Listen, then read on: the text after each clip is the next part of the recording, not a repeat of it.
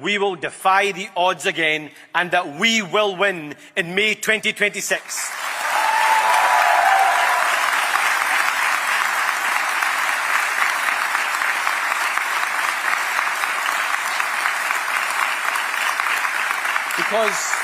Because the truth is that while we got rid of a Tory government that was doing so much damage, the reality is that Scotland is still being held back by a tired SNP government that's lost its way. Whether it's in our NHS, our economy or our schools, the SNP is taking Scotland in the wrong direction. We will set out what a new direction in May 2026 will mean for you, your family, your community and our country. And let me tell you why that matters. Because Scotland isn't just our home, it's a country of immense potential. The story of my family is Scotland's story. From my grandfather arriving in Lossiemouth with nothing but a shirt on his back in the 1940s, to me becoming the leader of this great party, my family's story is symbolic of the opportunity that Scotland has offered to those who are ready to work for it. I want to create a Scotland where opportunity is available to all, and every Scot has a chance to use their talents to write their own story. Conference, I am ready to give back to the country that has given me so much. That's why today I am submitting my application to be the next First Minister of Scotland.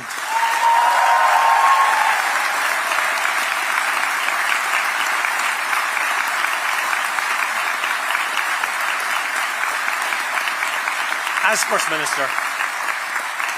Minister, I will unlock the potential of all the people of Scotland. The government I lead will save our public services, tackle poverty at its root, and chart a new direction for our country. That's the offer that I'll be putting to the people of Scotland, and that's the new direction we will deliver together.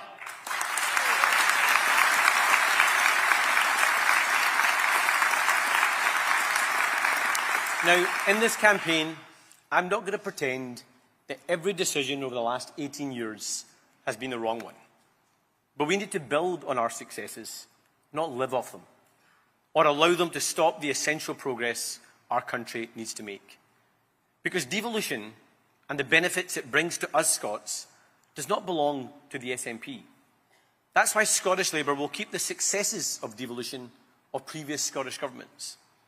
But whilst maintaining these achievements, it's important that we recognise that we need to build on them and not use them as a cover for a failing government. That's why a Scottish Labour government, led by me, will keep bus passes, but will make sure you actually have a bus to get on.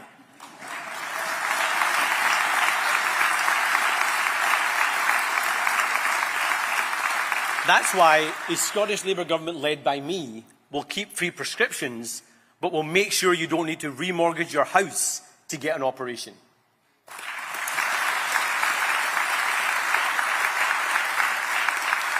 That's why a Scottish Labour government, led by me, will keep the Scottish child payment, but will end the scandal of 10,000 homeless children in our country right now.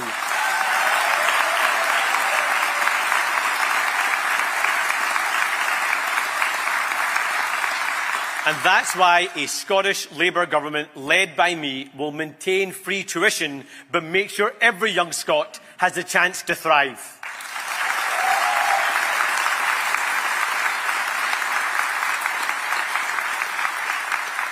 Scotland faces many challenges that we have to seriously confront. But the fact is that the SNP cannot meet the challenges of today, never mind tomorrow. Because they're not what they were. They're tired, divided, and out of ideas. And after nearly 2 decades in power, they've had their chance.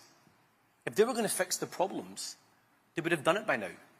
But the fact is, every institution is weaker after 18 years of the SNP in government, and they have squandered the opportunity Scotland gave them.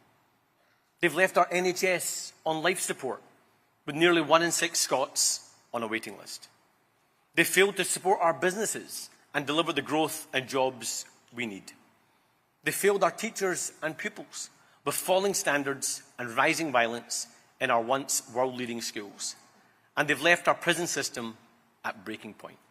Thousands stuck in poverty or living on the streets. But you know, John Swinney now claims he's steadied his ship. But that's exactly the problem. Steadying the ship, moving numbers on a spreadsheet, managing decline, it's not enough. More of the same won't do. He'll never chart the new course our country so desperately needs, because after 18 years, the SNP and its Back to the Future leader aren't going to change now.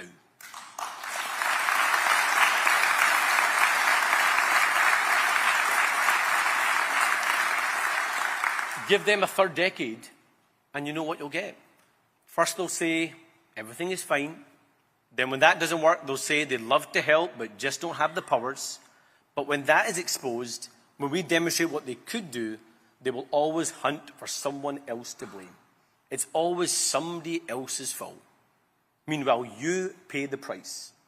So my message to John Swinney and the SNP is simple. You might not see Scotland's talent. I do. You may not see Scotland's potential. I do. You may not have the will to use Scotland's power and resources. I do. You can't fix the problem, so move aside, because as First Minister, I will.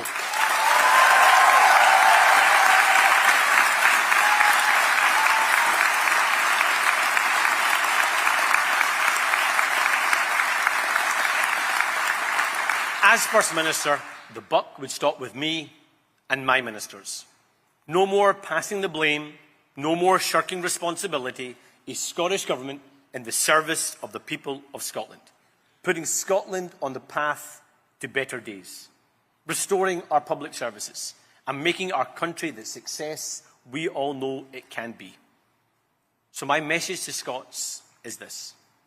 If you, like me, can see the SNP is taking Scotland in the wrong direction, if you want to end almost 2 decades of SNP rule, if you want to chart a new direction for our country, then the only party that can replace them is my Scottish Labour Party.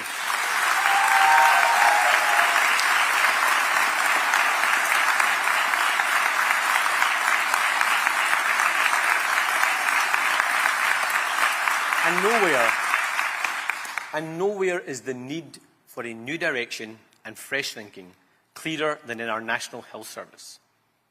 There's not a person in this room, and there's not a life across the country that's not been touched by our NHS. Labour's greatest ever achievement, the NHS has been a life-saving pillar of our society for almost 80 years. The NHS is what brought us into the world. It has cared for us at our times of need, and it has looked after millions of Scots in their final hours. Fixing our NHS is personal to me. It's in my DNA. Before politics, I worked in our NHS as a dentist in a part of Paisley with some of the worst health inequalities in Europe. I saw firsthand the human cost of poverty and how it affects the health of Scots. But I also saw firsthand the life-changing power of our National Health Service. The conference, can we really claim that the founding principles are being met for every Scot? Today in Scotland, 1 in 6 people are stuck on an NHS waiting list in pain and anxiety. Patients are treated in corridors by staff who themselves have been failed and are hitting breaking point. The NHS crisis is costing lives. And the sad reality is that an NHS free and available at the point of need has been shattered by the SNP. You know, I'll never forget the young mum I met in Rutherglen, who'd been waiting for years for her child's mental health diagnosis.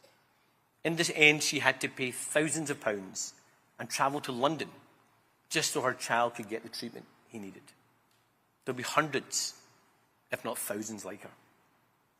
Or the man I met who needed a hip replacement and had been told by his bosses that he had 6 months to get back to work, and in desperation had to remortgage his house to get the surgery he needed. There'll be thousands like him. Or just last week, the story of Irene and Margaret, both diagnosed with ovarian cancer, forced to pay for chemotherapy and surgery, costing tens of thousands of pounds. In desperation, they felt compelled to write an open letter to John Swinney asking, do our lives not matter? Think of the thousands who won't raise their voice, who can't raise their voice, or who can't raise the money. What happens to them? What happens to them? That's why today I am saying clearly, as First Minister, I will declare a national waiting times emergency and do whatever it takes to fix our NHS.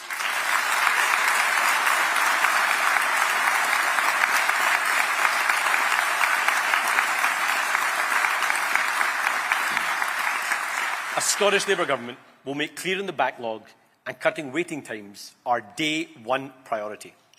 And let me tell you how we will deliver that new direction for Scotland's NHS.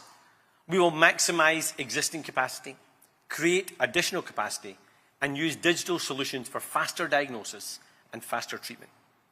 Currently, the NHS, despite more resources and more staff, is delivering fewer operations and fewer treatments than before. Vital capacity is actually going unused. Scotland's health boards are scheduling 50,000 fewer operations every single year. That can't continue. So we will end the postcode lottery of treatment across our country. Right now we have 50 health boards for a population of 5.5 million people. And they're not incentivised to clear their backlogs. As an example, waiting lists are growing, but the number of referrals to hospitals like the Golden Jubilee and Clydebank are actually falling. And because of our bureaucratic and archaic structures, in many cases, patients are forced to wait longer in their own health board area, even when there is capacity in other parts of the country. So take an example. A patient could be made to wait a year in Glasgow when they could be seen within weeks in Tayside. Or a patient could be stuck on a waiting list in Aberdeen while they could have their life-saving operation quicker in Edinburgh or Forth Valley. That's why we will ensure patients are seen based on need and not an outdated postcode lottery or their ability to pay.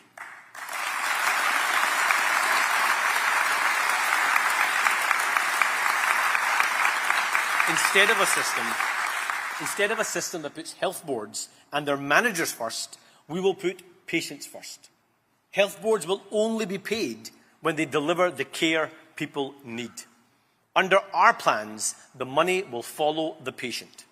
And Conference, to deal with this national emergency, we will use capacity wherever it is, even if it means travelling to other parts of the country or using private sector capacity to save lives. Because be in no doubt, as First Minister, I will do whatever it takes to fix our NHS.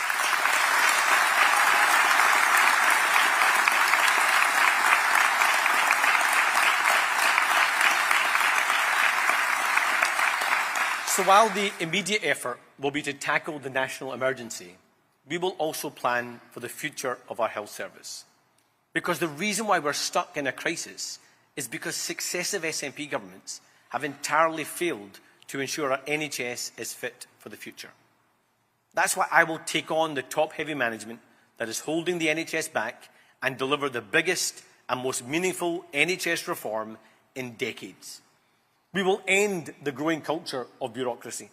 We will cut the number of health boards to 3, pushing power away from the boardrooms and to patients and staff on the front line.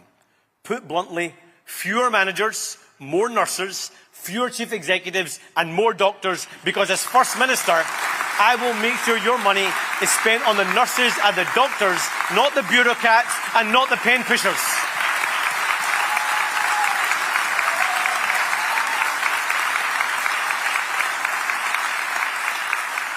And we will finally make our NHS fit for the future by embracing digital innovation and technology. Conference, under the SNP, there are still parts of our NHS using fax machines. Now, I know I'm showing my age, but there are some young people here in the audience that won't even know what a fax machine is. So from e-prescriptions to digital records to an NHS app for appointments, to digital solutions for faster diagnosis and precision medicine, we will modernise our NHS so that it works for everyone. To be blunt, I will be a digital First Minister. No more analogue John.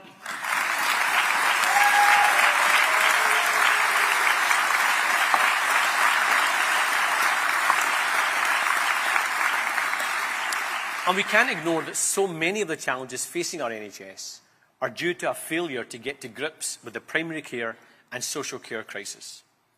All of you will know the ATM rush to book GP appointments.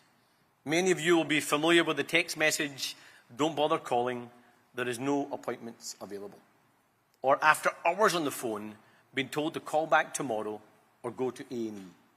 That's why, as First Minister, I will end the ATM rush and I will rewrite the GP contract so that you can be seen within 48 hours of your first call.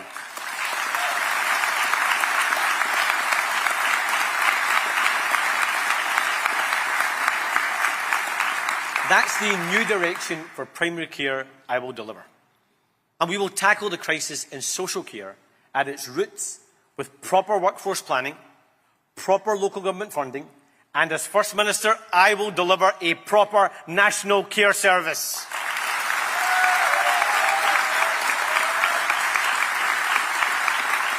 One that delivers for carers, care workers and care users, not another SNP disaster.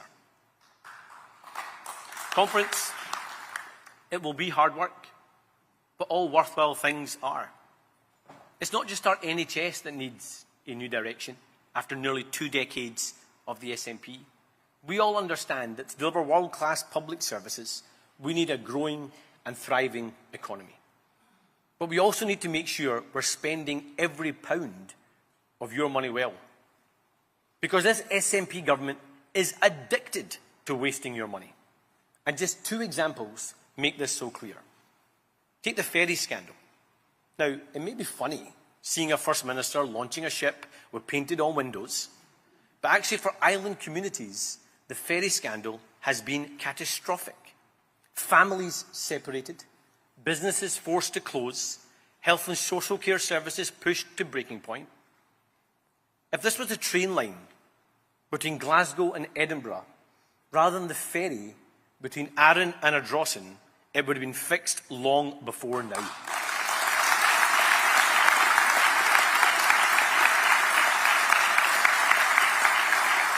But instead, the SNP has left communities behind and saddled the Scottish taxpayer with a soaring bill for ferries running years and years late and £300 million over budget. The fact is, the impact of the SNP's wasteful incompetence is felt across every part of Scotland. And take the example of the new Barlinnie prison, a project first estimated to cost £100 million, now on track to cost £1 billion. To put that into context, the SNP is spending the same amount of new money on a new Barlinnie prison as the cost of building the 5-star luxury Atlantis Hotel in Dubai, which has over 1,500 bedrooms, spas, a wellness centre, 17 restaurants and cafes, an aquarium, a swimming pools and a water park with no less than 105 slides. And they think that's value for money for a prison for murderers and rapists in Scotland. So we will end SNP waste once and for all. As First Minister, I will respect every penny of your money. And that's why we will have our own Department of Government Efficiency to stop the waste, deliver value for money for you, the taxpayer. And that value for money will extend to every part of government. Because right now, Scots are paying more and more to serve the ever-expanding machinery of government. And the public are getting less and less from their services in return. You know, Scotland is now home to no fewer than 131 quangos. There are now more quangos than MSPs. £6.6 billion is being spent on these bodies every year. And the waste is so bad that even the Auditor General and the Information Commissioner have started playing quango bingo with each other, asking, have you heard of this one? Have you heard of that one? And at the same time, services get worse and ministers blame everyone else but themselves. So I can tell you now that as First Minister, I will end this culture of waste. I'll respect people's hard-earned money and get value for every penny, because conference, that's the new direction we will deliver together.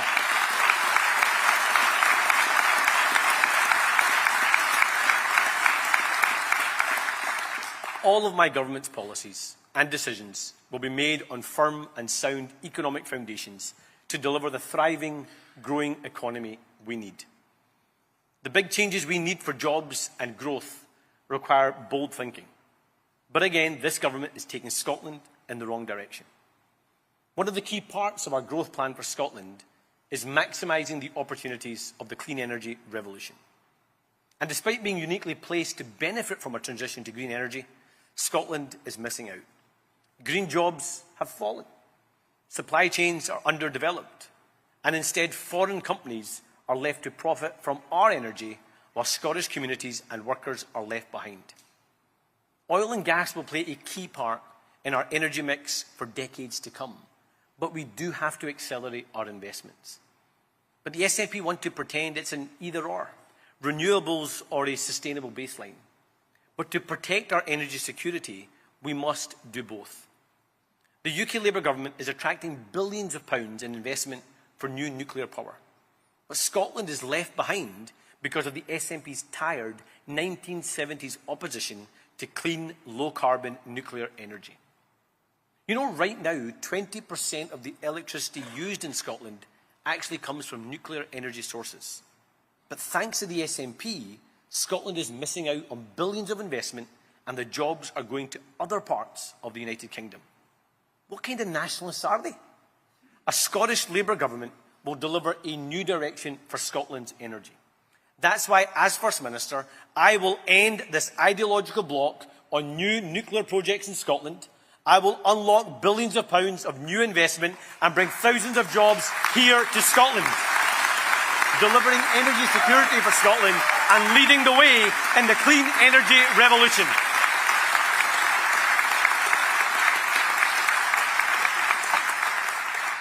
Conference, reforming our public services and delivering a better Scotland for everyone means delivering economic growth. But it's not just about legislating and regulating like the current SNP government. It's about how you work in partnership to make decisions and use the convening power of government to get things done. You see, this current Scottish government likes to pretend that all our problems are caused by Westminster, but also somehow we should wait for Westminster to fix all our problems. Other parts of the United Kingdom aren't doing that. We have more powers, more resources and more levers, yet our communities are missing out on investment and opportunities. We will use the powers we have to maximum effect to benefit all our communities. And take one example. Our business rate system is wholly the responsibility of the Scottish Government.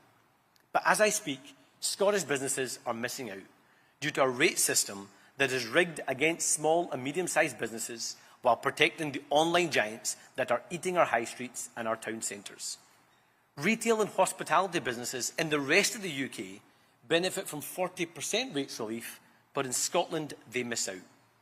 And we all know that small businesses are the beating heart of our economy, but they're being failed. That's why we need a new direction.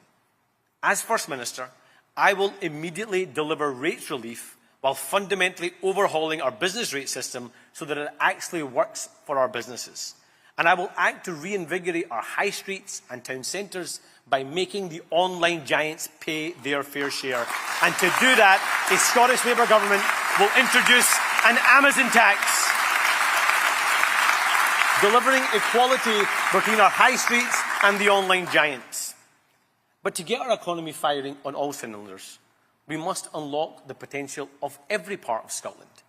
But again, the Scottish Government has taken us in the wrong direction, centralising power and draining resources from local communities.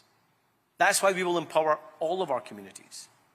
To help do that, I'm delighted that renowned economist, Professor Sir Anton Muscatelli, has agreed to become an independent economic advisor, looking at how we deliver regional economic development and how we unlock Scotland's economic potential. And alongside our other economic advisors, He will help us deliver on our ambitions and growth and securing Scotland's economic future. His global experience will help us lay the foundation so that every part of Scotland can be stronger and can flourish. Because local democracy must be more than just balancing a council budget. It has to be about standing up for your area, bolstering civic pride, and giving every region and its people a voice on the national stage. Take my home city of Glasgow as an example. I know I'm biased, but for me, it is the greatest city on earth and the centre of the universe.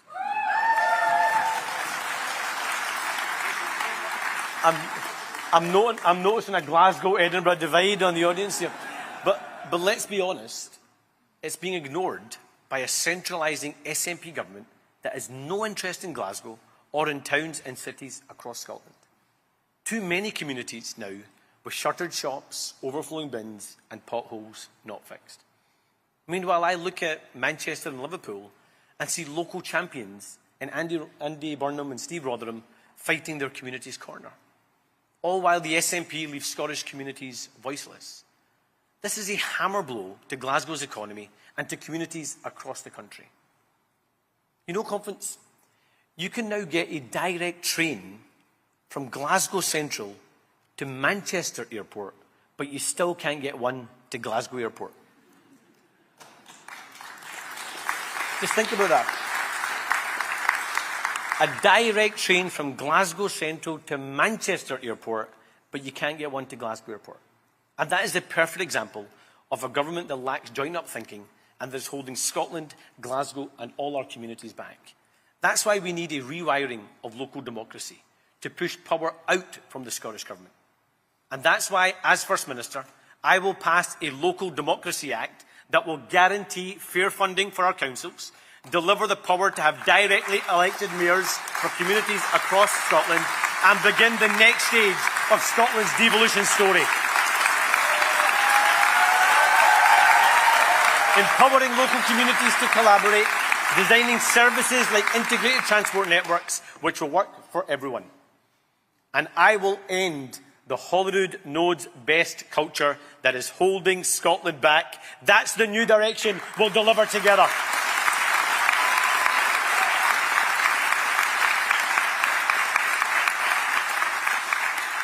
And Conference, in every community, people can see we're going in the wrong direction. So if we are to unlock the potential of our cities, towns and communities, then we need to get people and goods moving across our country. The simple fact is that our transport connectivity is not where it needs to be, and hard-working Scottish taxpayers are being asked to pay more for declining services.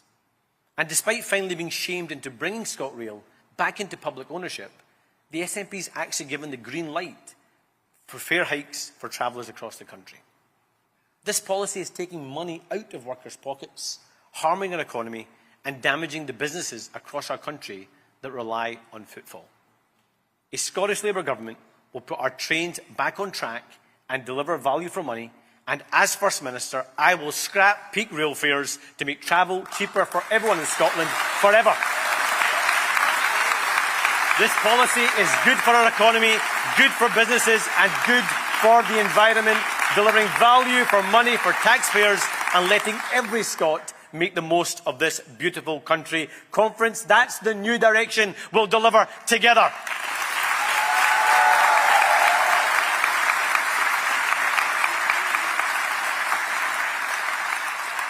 And Conference, I want a Scotland where opportunity is for all.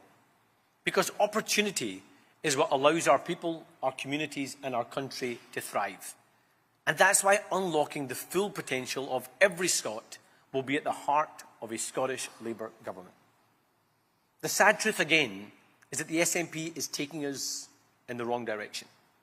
Right now, more and more young Scots are struggling to thrive, feeling frozen out of the job market and out the housing market too.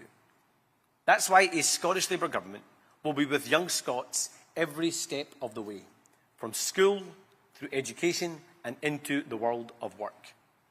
First and foremost, this is realising that university is not the path or the only path to success for everyone.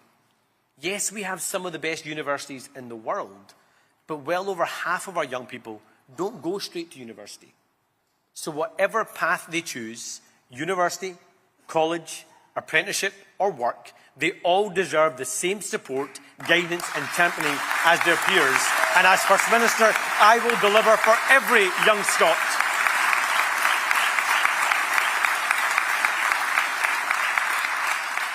We have skills gaps across key parts of our economy. Sectors with the potential for expansion and well-paid skilled jobs if only they could get the talent. So I will make sure our young people can take advantage of the opportunities in our economy.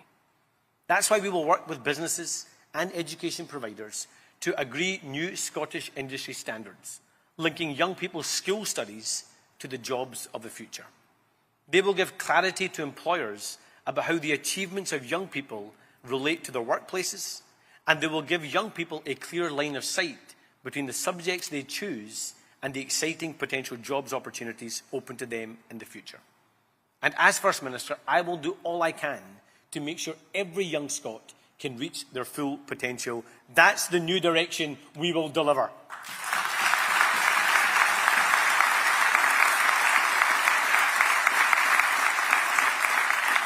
And central to unlocking the potential of our young people is restoring our schools to the standards we were once so proud of.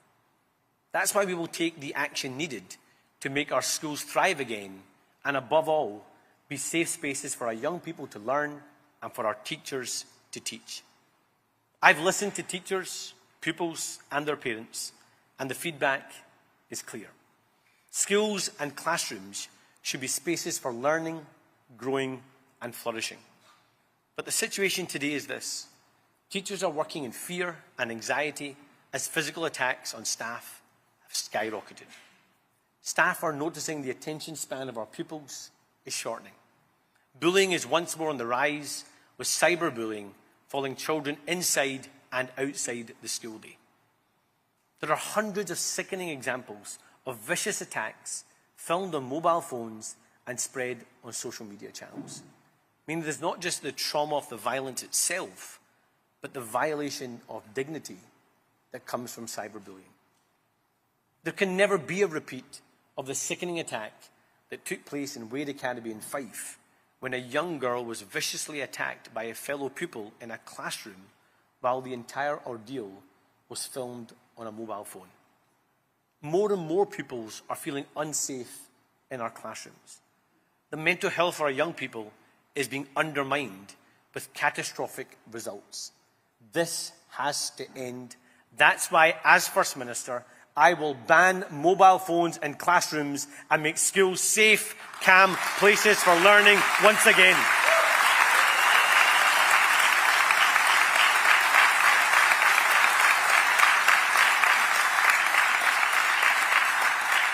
Conference, too many young people never get the chance to succeed in the classroom because they can't thrive at home. And too many don't even have a place to call home. They are just some of the victims of Scotland's housing emergency. Another clear example of the wrong direction the SNP have taken Scotland in. Right now, there are 10,000 children currently homeless on this government's watch. We have record levels of children in temporary accommodation without a home to call their own. That's the reality under this SNP government.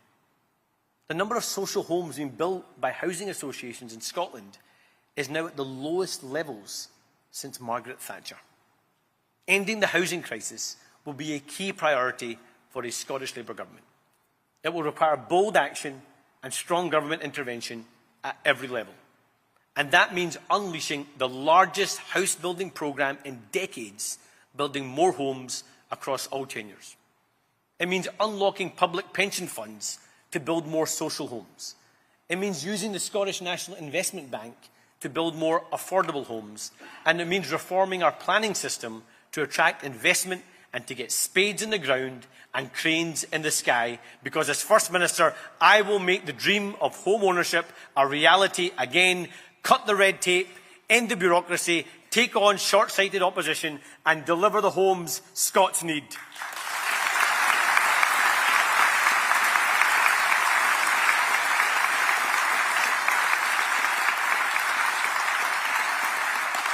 And conference, let's not pretend that homelessness does not cost lives. Just last year, some 242 Scots lost their lives while homeless and sleeping rough. That is a damning indictment on government failure. So as First Minister, I will end rough sleeping in Scotland once and for all.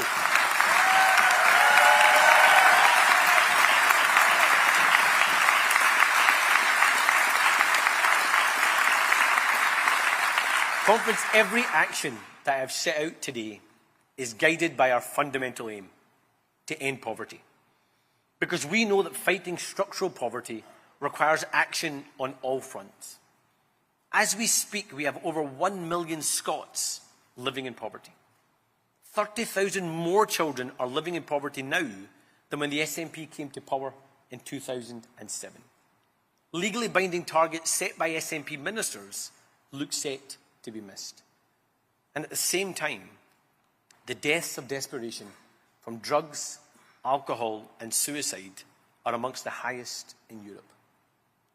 We must tackle poverty, but it's got to start with an understanding of what causes poverty and what prevents people from rising out of it.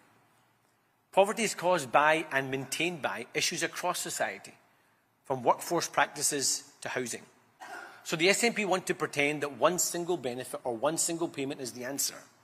But we know in the Labour Party that welfare is only one part of the approach we must take to end poverty.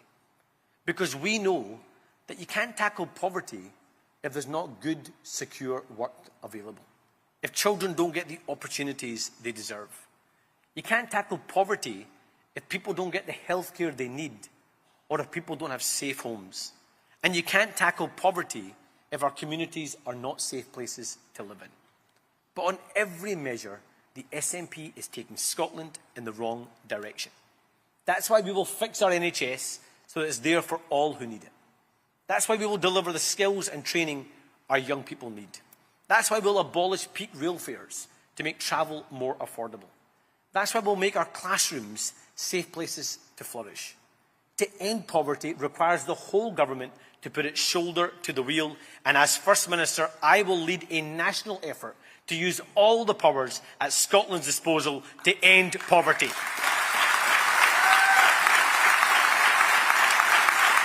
That is the new direction we will deliver. Now, Conference, I've set out many of the challenges facing Scotland and what we'll do to address them. Because while I believe that our country has been taken in the wrong direction, and while I advocate for a new direction, I don't want there to be any doubt. Yes, we have to confront the big challenges facing our country, but I genuinely believe our best days lie ahead of us. I have never been more confident about the future of our great country than I am now. Because what motivates me, what drives me, and what gives me energy every day is my love of Scotland, my pride in our nation, and my admiration for my fellow Scots. Because we have so much to be proud of. Our nation's culture, our nation's heritage, but also our nation's ingenuity. Because whilst the challenges we face and we have to confront are difficult, this nation has never failed to confront them before. From the Enlightenment to light entertainment, we have shaped the world. And let's be honest, for too long it's felt like our party has been uncomfortable championing Scotland. But Conference, the truth is that national pride does not belong to the nationalists. Our love of Scotland is not the politics of difference and division, it's the politics of pride and belonging. Because despite all the nationalism of our opponents, they too often are the ones that do our country down. They're the ones that talk about what Scotland can't do, not what Scotland can do. They're the ones that focus on selling Scotland to the Scots as if we don't know how great our country already is. But I want to go back to a country that does what it does best, selling our great ideas, our values, our produce to the rest of the UK and to the rest of the world, because the Scottish Labour government I lead will be unashamedly proud of our nation and will champion the best of Scotland on the world stage. I will use the immense soft power of Scotland across the globe to drive jobs and investment to Scotland.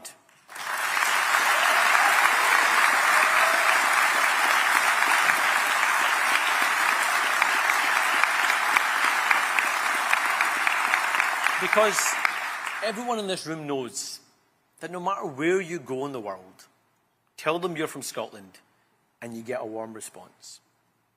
And we've got to tap into that huge cultural and economic influence of the Scottish diaspora.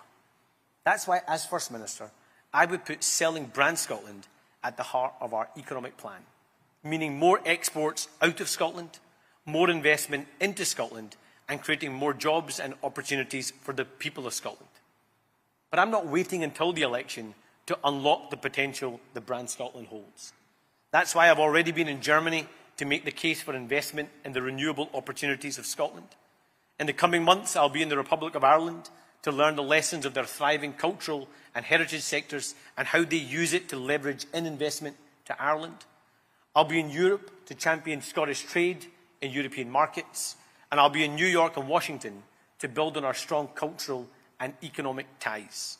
Because with me as First Minister, Scotland will be on the world stage, confidently playing its part once more. That's the new direction we will deliver.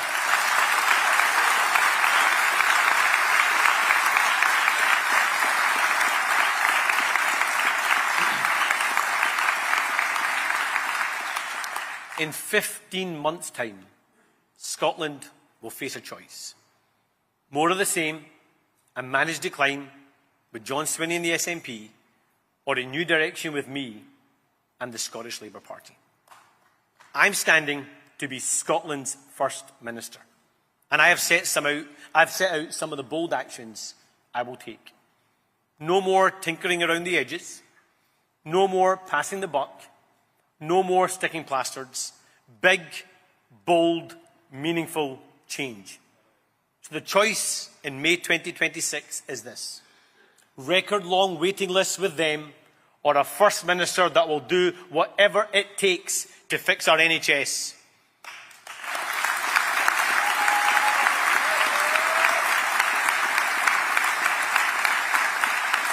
It's falling school standards and squandered opportunities with them, or a First Minister that will make sure that every young person achieves their full potential. It's wasted money and incompetence with them, or a First Minister that will respect every pound of your money. It's record levels of homelessness with them, or a First Minister that will end rough sleeping and get Scotland building. It's a hostile environment for business with them, or a First Minister that will back Scotland's entrepreneurs, innovators and businesses. It's a poverty of ambition with them, or a First Minister that will fight structural poverty on all fronts. And it's inward-looking, divisive politics with them, or a First Minister that will bring our country together and champion Scotland on the world stage once again. Conference, new hope, new thinking, new leadership, a new direction for Scotland. That's what I offer.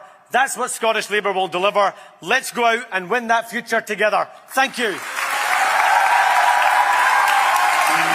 I'm waking up every night thinking of all of the places I want to go.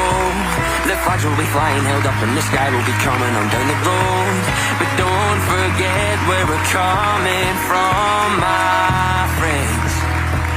And there's a place I know. There's magic where the flowers grow, and beauty where the rivers flow, up over hills and country roads. Scotland is our place called home.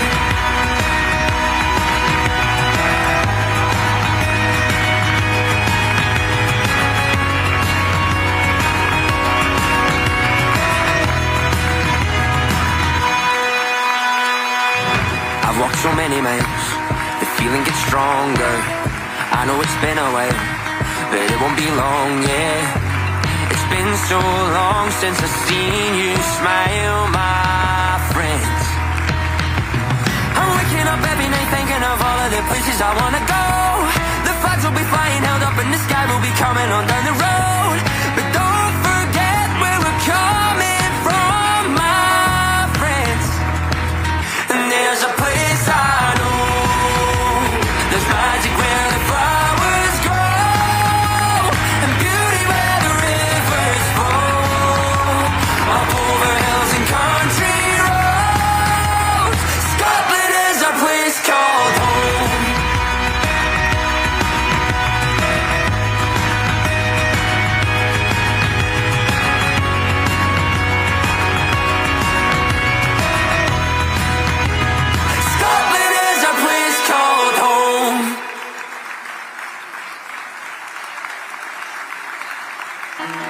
I'm waking up every night thinking of all of the places I wanna go. The flags will be flying, held up in the sky, will be coming on down the road.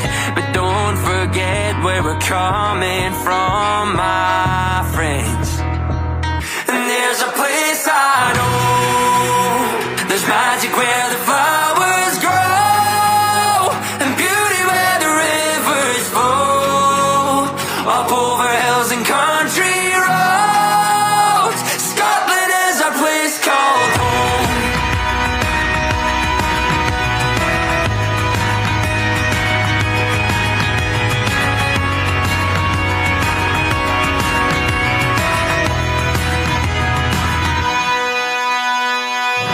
I've walked so many miles, the feeling gets stronger.